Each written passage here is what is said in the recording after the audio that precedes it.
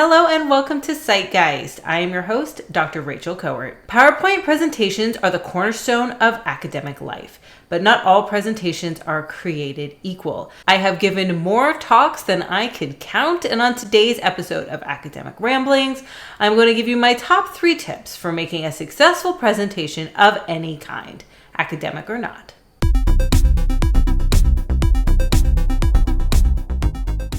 Number 1, slides are a side dish.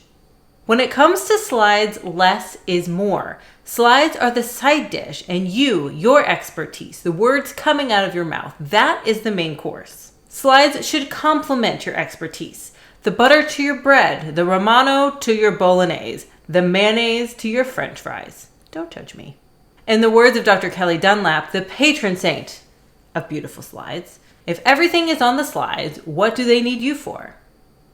They have asked you to come and give this talk because they want to hear what you have to say. They don't want to read it on your slides. Whatever is on the screen, people will be looking at, and if it's words, they will be reading it. And if they're reading it, they're not listening to you. So here's an example. Here's one of the slides that I'm going to use in an upcoming talk that I'm giving. Now, when this slide is on the screen in this part of the presentation, I'm talking about the importance of play throughout the lifespan. So you can see at the top, my point is very clear. Play is often associated with childhood.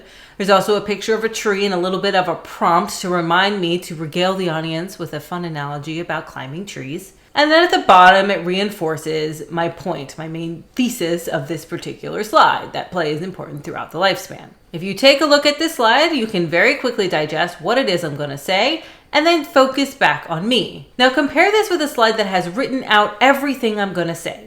Not only is it less visually appealing, I imagine you're reading it right now instead of listening to me. Number 2, memorize your transitions. The only thing worse than a slide covered in text is someone reading from a script. Play is important throughout the lifespan. A lot of times people talk about play only in relation to childhood. However, play is important. That is not that far off from presentations that I have seen. Were you bored? I was also bored. You don't need to memorize your entire talk in order for it to seem natural or free-flowing, but it can help to memorize the transitions. The one line you're going to open with each slide, and the one line you're going to close with that transitions you to the next one. Everything in the middle can be filled in, and you'll be prompted by the information or the images you have on your slides, like in my tree climbing example. Number 3, write your presentation a few minutes short. When you practice your talk, which you should absolutely do, and how else are you going to memorize those transitions, be sure to time it and make sure it comes in a few minutes under the time slot you were allotted. If you have a 30-minute time slot, try to time it around 28 minutes.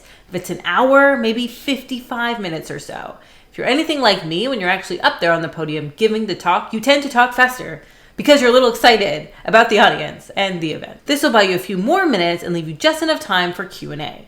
So that 30-minute time slot with a 28-minute talk becomes a 26-minute talk with 4 minutes Q&A. So the next time you make a presentation, remember these 3 things. Number 1, slides are your side dish. Number 2, memorize your transitions.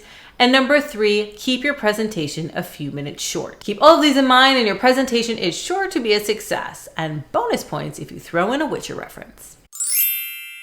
If you like this video and want to see more, please like and subscribe. And until next time, be excellent to each other and always cite your sources.